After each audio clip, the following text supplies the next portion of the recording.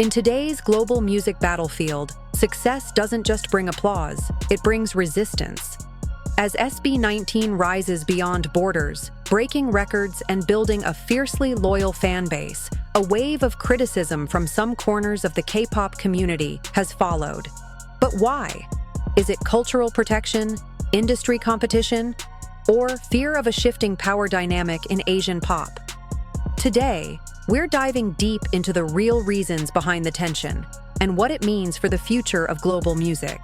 Like, share, and subscribe for more high-level deep info into global pop culture. SB19's performances from a local training project to a global sensation is nothing short of remarkable. Formed under the guidance of Show BT Philippines, the group underwent a rigorous Korean-style trainee program, including grueling vocal, dance, and performance routines that demanded discipline, resilience, and unwavering focus. For years, their progress was slow, and recognition was limited to the Philippine audience. Yet, their dedication paid off when Go Up went viral, becoming a symbol of perseverance and catching international attention. SB19's meticulous preparation made them stand out among regional peers. They didn't just perform, they delivered a stage presence, synchronization, and visual storytelling that rivaled established K-pop acts. Their hard work culminated in a historic milestone. They became the first Southeast Asian act to be nominated at major international award platforms, signaling that talent from outside Korea could compete on the world stage. Billboard chart appearances and global tours further cemented their reputation as serious contenders. What makes SB19's rise so impressive is its strategic, structured approach. Unlike overnight sensations, their success is rooted in preparation, skill, and a keen understanding of the global pop music landscape.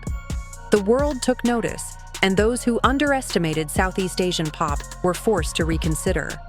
SB19 didn't just arrive, they announced themselves. The K-pop system isn't merely a music industry model, it's a finely tuned cultural machine that has been engineered over decades. Powerhouse companies such as SM Entertainment and YG Entertainment have perfected every element of the trainee system, from intensive dance and vocal training to media handling and fan engagement strategies. Every stage performance is a product of countless hours of rehearsal, strategic branding, and attention to visual aesthetics. K-pop's influence extends beyond music. The South Korean government has long supported cultural exports as a form of soft power, turning pop idols into global ambassadors. Fans worldwide now associate K-pop with a specific standard: perfection in choreography, visuals, and presentation. This creates a sense of ownership and pride among followers, who often view any artist adopting similar methods as a challenge to that identity. This protective instinct is intensified when non-Korean acts, like SB19, achieve comparable levels of polish. The K-pop community's criticism is not always rooted in malice. It often stems from a deeply ingrained sense of loyalty to a system meticulously built over decades. When an emerging act mirrors these methods, it can feel like an encroachment, sparking passionate defense. For fans, K-pop is more than music. It is a carefully crafted global identity, and preserving it feels personal. The conversation around SB19 often pivots on a sensitive question: are they innovators or imitators? Critics argue that the group's training, choreography, and visual presentation mirror the Korean idol system so closely that they've earned labels like copycats. Their precise dance routines, synchronized formations, and stage styling undeniably reflect methods perfected in K-pop, leading some fans to question authenticity. However, this view overlooks a critical truth about global pop music. Influence is the lifeblood of evolution. SB19's adoption of the Korean idol methodology is less about mimicry and more about learning from a proven system while blending Filipino identity and language into their performances. Global pop has always thrived on cultural exchange. Western pop influenced K-pop, which in turn inspires P-pop. iconic movements, stylistic elements, and performance standards constantly migrate across borders, giving rise to fresh interpretations. Supporters argue that SB19's success is not in copying, but in elevating. They take inspiration and create something uniquely Filipino, rooted in their cultural pride and storytelling. What critics see as imitation is actually evolution, a demonstration that excellence is universal and that creativity flourishes when boundaries are crossed. Cultural exchange drives innovation. No genre exists in isolation. Another layer of the debate emerges from fandom culture. Fans of legendary groups like BTS and Blackpink have invested years of emotional energy, not just in music, but in defending these acts on a global stage. They remember every struggle, every stereotype challenged, every award won against the odds. For these fans, K-pop is a hard-won legacy, and new acts achieving international recognition can trigger defensive reactions. Some criticism of SB19 isn't rooted in dislike. It's about loyalty and protection. Fans fear that groups rising in markets outside Korea might ride the wave of a movement K-pop pioneered, without enduring the same trials. Their defensive energy isn't personal against SB19, but rather against the perception of encroachment on a cultural and artistic identity they helped solidify. Despite this, SB19's rise challenges fans to reconcile admiration for new talent with loyalty to established icons. It's an emotional balancing act between pride in K-pop's history and curiosity for the future of Asian pop. Often, criticism is about legacy protection, not opposition. SB19's rise has sparked a larger conversation about what P-pop or Filipino pop represents. Unlike K-pop, which is firmly rooted in South Korean culture and the global idol model, P-pop is still carving out its identity. SB19's decision to release music in both Filipino and English reflects this dual ambition, staying authentic to their cultural roots while appealing to a global audience.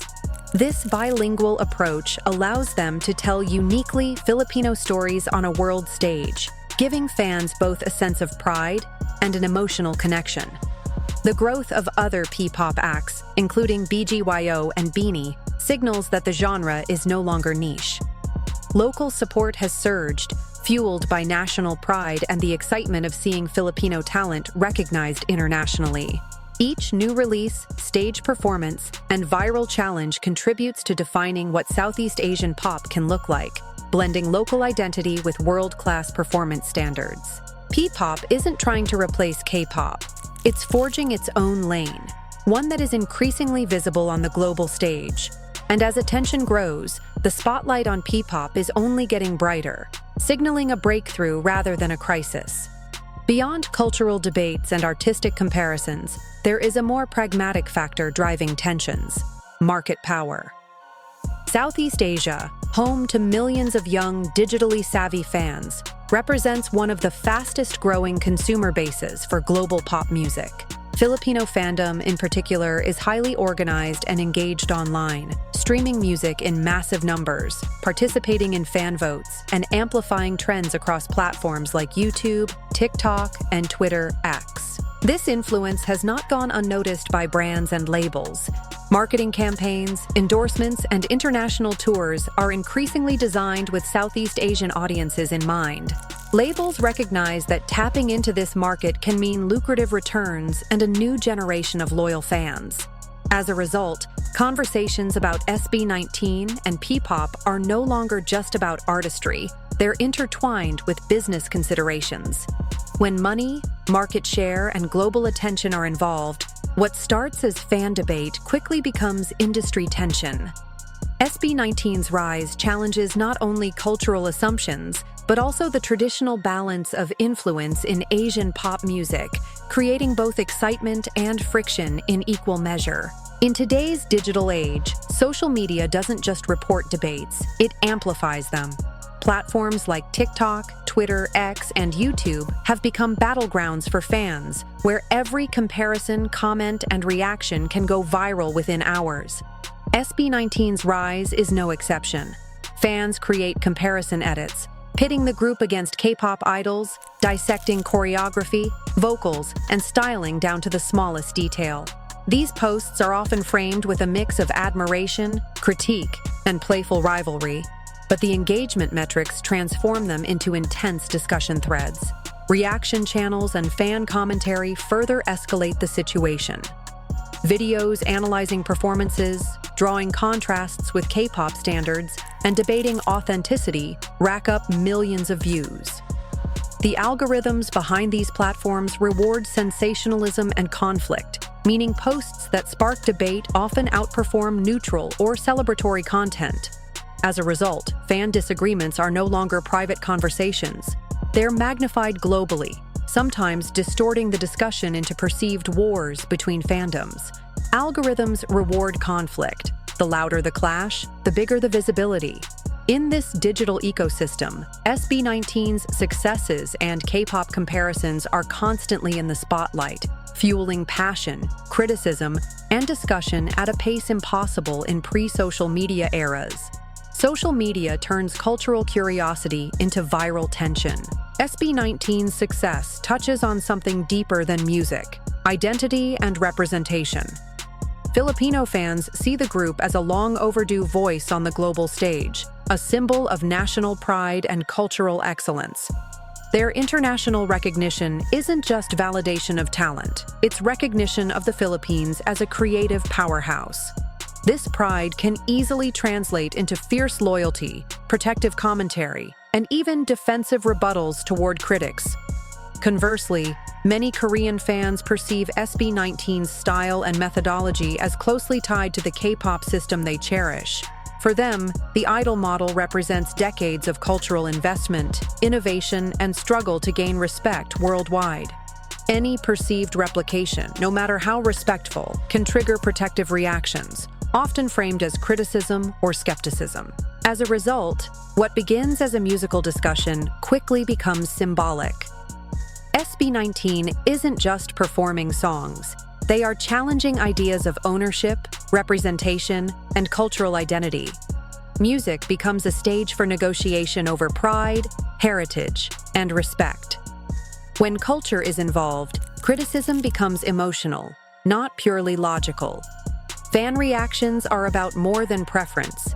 They reflect deeply held values, national identity, and the politics of representation in global pop. One of the most striking aspects of SB19's rise is how the group handles criticism and comparison. Unlike some acts who respond defensively to online attacks or engage in fan wars, SB19 has adopted a strategy of deliberate silence. They rarely comment on controversies, choosing instead to focus on their craft, perfecting choreography, delivering powerful vocals, and engaging audiences with polished performances. This restraint has become a defining feature of their public persona. SB19 also consistently shows respect toward Korean artists, acknowledging K-pop as a source of inspiration rather than a rival. This measured professionalism sends a powerful message. The group values growth and artistry over public confrontation. By letting their achievements speak for themselves, SB19 shifts the narrative from debate to performance. International recognition, viral content, and fan engagement all reinforce their legitimacy, without the need for defensive statements. Professional restraint often disarms louder criticism. While debates rage online, SB19's disciplined approach allows them to rise above the noise, earning respect from fans, critics, and peers alike. In an era where controversy often drives visibility, their quiet confidence stands out as both bold and sophisticated, a hallmark of true global artists. SB19's success signals a transformative moment for Asian pop music. For decades, K-pop dominated the global narrative, setting standards in production, choreography, and fan culture. Now, Southeast Asian artists are stepping onto the international stage, expanding the conversation about what Asian pop can achieve. Cross-border collaborations are likely to increase, blending styles, cultures, and audiences in ways previously unexplored. Southeast Asia is emerging as a creative powerhouse, fueled by digitally connected fans, local pride, and globally minded artists. P-pop's rise doesn't seek to compete with K-pop. It seeks to coexist, offering fresh perspectives while respecting established traditions. This evolution reflects a broader trend in global music. Diversity, inclusion, and collaboration are becoming more valuable than strict hierarchy. This isn't about rivalry, it's about evolution. The global stage is expanding, and there's room for more than one spotlight. SB19's rise is proof that talent, discipline, and cultural identity can redefine boundaries, creating a future where multiple Asian pop systems thrive simultaneously.